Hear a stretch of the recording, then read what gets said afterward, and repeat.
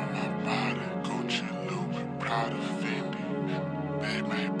Then outside got bitches riding with me. 10 for cold, cash out quick, you know me, Prada, yeah. What's good, y'all? It's Malik, aka the Butter Man. I'm tapped in on the East End, aka Eastwood, aka the East Side, with my boy Burnercelly. We're gonna talk about music. I can lie but live in a dream. With the top of the curb ain't what it seemed. And performing in Houston. All the steps I took at me. And his intensity in the rap game. I'm just thinking about last year. I went and saw you perform in front of one of Memphis's most prolific underground legends in Tommy Wright III. How was that? You know, it's something fun for me.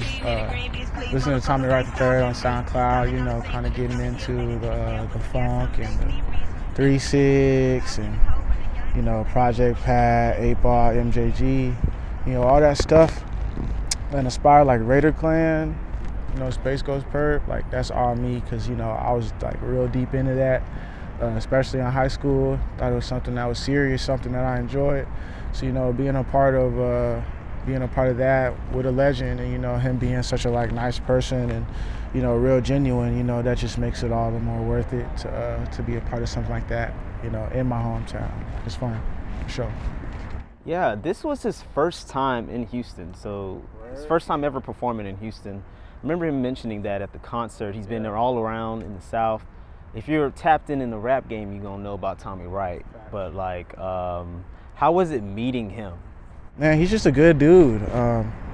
You know, sometimes when you meet people, they always say don't meet your idols or whatever, because they might disappoint you. But he's not the type of person that disappointed me. Definitely not. He was cool. You know, he was watching everybody perform, even the people that weren't good. Like he went up to everybody. He talked to everybody. He was you know, shaking people's hands. You know, like a politician. You know, shaking hands, kissing babies, all that stuff. You know, but it's good to see people like that. Somebody who's such a legend to be so humble, and because not everybody's like that. Right.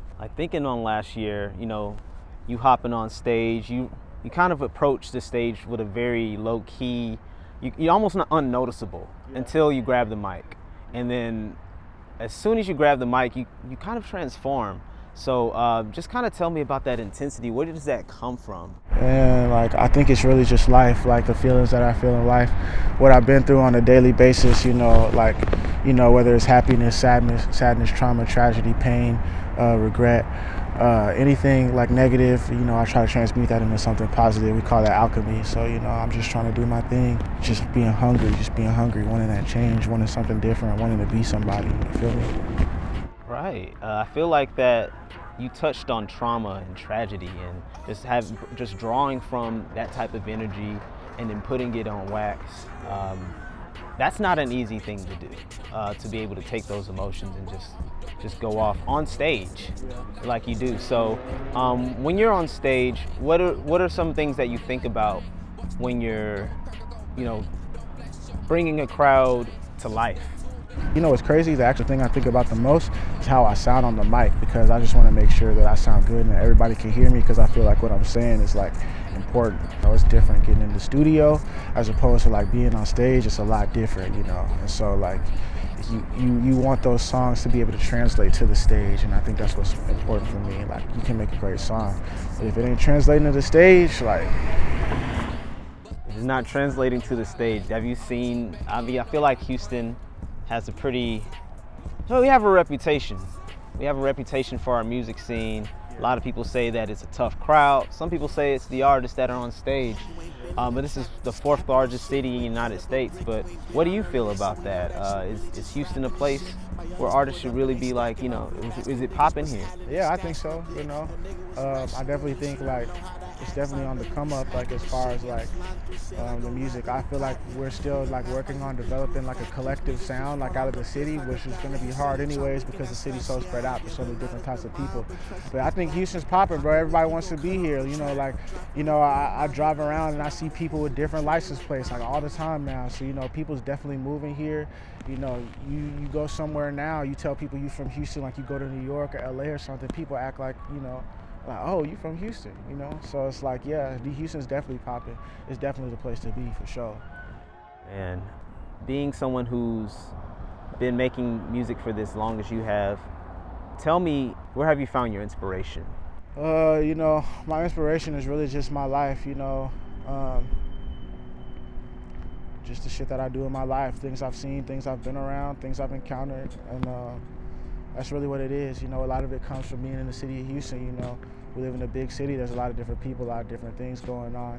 You know, you can really, you know, it's like pick your flavor. You can find whatever you want to do. You just make sure it's good, because if it's bad, it can get bad. You know, that's really what it is, man. It's Houston, the city, the streets, the nightlife. You know, the college life.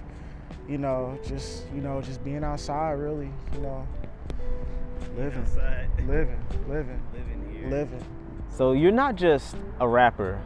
I've heard your name you've heard your last name in many different, you know, arenas. Yeah. I've heard that you were also an athlete. Yeah. Tell us about how your life as an athlete has affected your life as a rapper and an artist. I mean, honestly, I think it just put the work ethic in me, honestly. When you do stuff that's physical all the time and you're like used to exerting your body, you know, like you kind of build up like this hard shell around you to where you can like take certain things that maybe other people can't. And so like, I feel like with music, it just made it that much easier to have that hard shell. It made it that much easier to work hard, because like with your music, you train, like you gotta train and do your shows or whatever, so you wanna like be in shape on stage or whatever. I'm not in shape right now, but that's a whole nother story. But like basically what I'm saying is like, it definitely translated in a positive way. It definitely made me tougher, got thicker skin, got a good work ethic, you know what I'm saying? And that's where it's led me. It's led me to a great place. You know, in music, instead of using your body, you're more so using your brain. And you're like, for me, my brain can go all day. You know, your body can't go all day because it hurts a lot more to use your body than it does to use your mind. You feel me? So I'm using my mind now. It's like, okay, like, you know, I'm built to last. You are built to last in the music game too. I'm seeing that you kind of have you approach your release of music in a different way most artists. How has your following, as far as like on SoundCloud and the underground, has really kind of given you, you know, that legitimacy in like the Houston scene? I mean, it's definitely giving me legitimacy, man. The people, they play, I get probably like, this isn't crazy, but I probably get like 300 plays a week. And I've probably been doing that like consistently, maybe for like 2 years now. So even when it feels like, you know, yeah, I'm not signed to a label yet or blah, blah, blah, you got to think about it like this. Like the statistics say that people are playing my shit. You know, I can go see the statistics. I can go see Germany, France, Russia, Dubai, wherever the fuck you could think, people playing my shit. And I can see it. So, you know, like that's all the inspiration I need, you know. Like even if I don't have the most followers on Instagram, there's somebody that has more followers on Instagram than me, but they shit not getting played like mine. You know what I'm saying? So it's really like, it's not everything, but it's a lot. It's a lot of inspiration. It's a great networking opportunity. So if you are an artist, you know, use that shit. Use SoundCloud. Like message the people that are listening to your music. Like follow them on Instagram. Talk to them. You know, that's how you build. You build one person at a time. That's real game right there. Real game. So.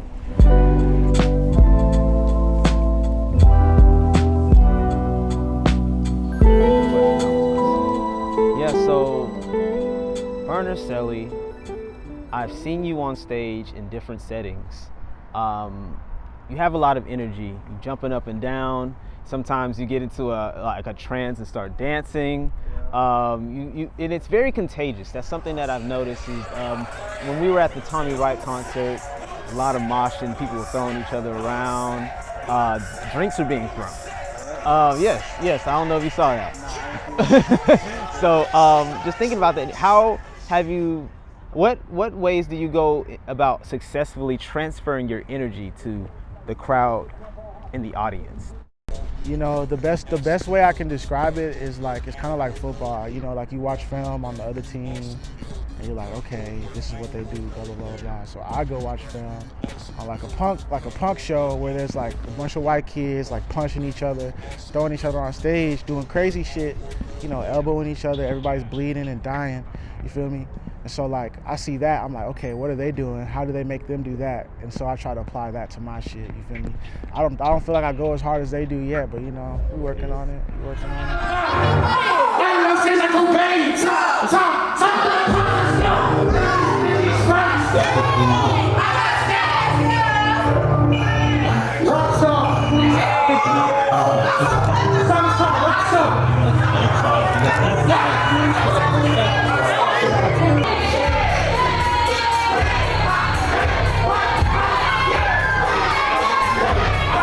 That's the punk category right there. Yeah. I mean, I'd say you're kind of a punk artist as well. Would you think? Would you say that? I could be. You know, I gotta pull out the the guitar and the drums. Oh, so more than just rap, right? Yeah. So tell me some of your other like types of genres and influences that you have in your current music.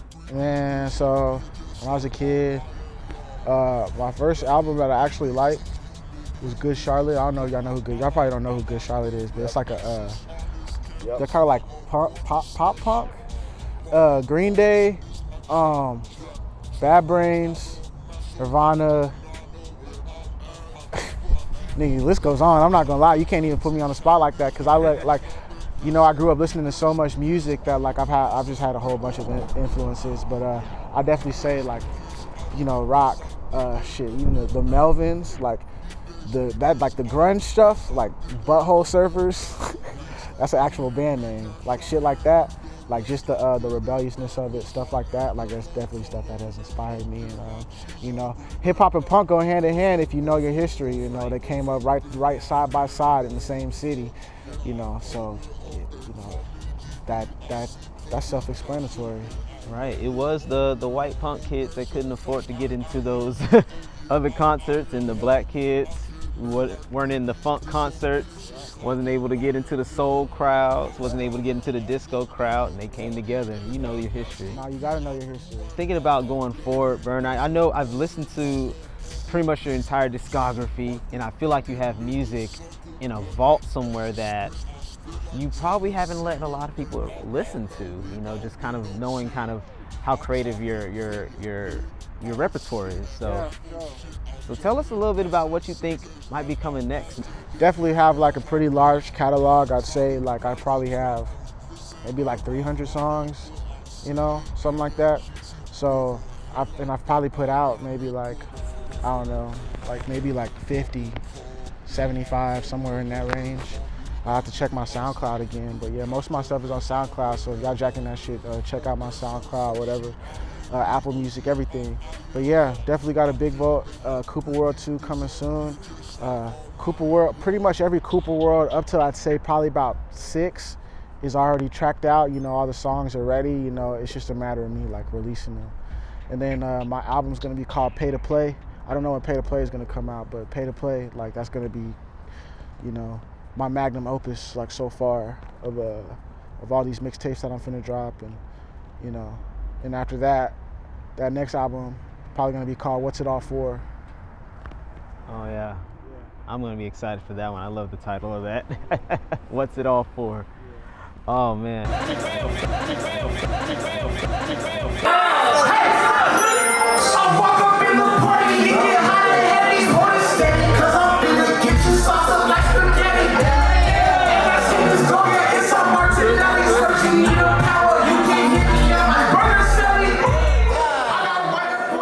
Listening to Cooper World, your current release on Cooper World, there's like a wide range of different vocals that you incorporate in your sound. Some of them are like, you know, chaotic. Where do you get that range from? Did you grow up in a singing in a singing environment? Were you in a church? What happened? So I'm not gonna say that I grew up singing in the church. I grew up singing in my bathroom. You feel me? Like just sitting there, just singing, like thinking I was sounding good. You know, like at a certain point, I was just like, okay, like I think I sound kind of good. You know, so I kept going. You know, and that's really where it came from. I've always felt like my voice was like, kind of like it could be anything, like it could be higher, it could be deep, it could be whatever I basically wanted it to be. And so, you know, I don't want to limit myself as far as my voice goes in my music. You know, it gives me more range to do different things, you know, listen to different music. You know, it opens your mind to different stuff, so you can try new things, you feel me? So like you try new things, you might sing a Nirvana song. Now that's on your memory card, bro. However Kurt Cobain was doing them notes is on your memory card, you feel me? And so like you can do your own thing with that. You can put that in the rap music, you can put that in R&B, whatever. Like it keeps going, you know.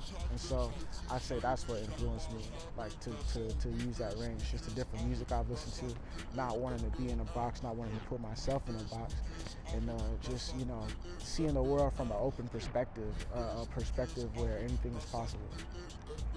Right. I got one more question for you, and then we're gonna let you hop on that stage. Tell me, which country is the country that surprises you the most, that screams your music?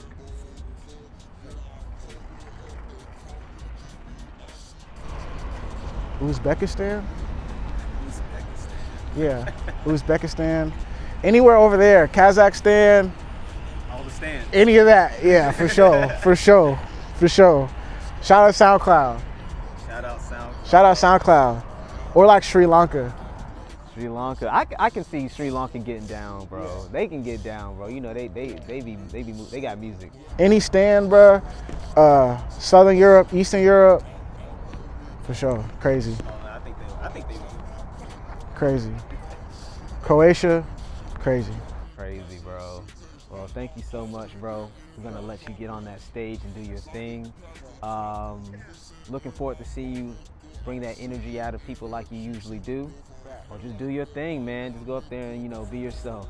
Of course. Facts. Cooper World forever, man. Rest in peace, Cam, Most City Soldier. Oh, that's your hoe, she eyeing me. Oh yeah, I'm eyeing her. I can bet like 3D disappear just like all my y'all. I walk up in the party, it get hot and heavy. Hold it steady, cause I'm finna get you salsa like spaghetti. And my chain is gold, yeah, it's on Martinelli's. Heard you need a power, you can hit me on my Burnercelly.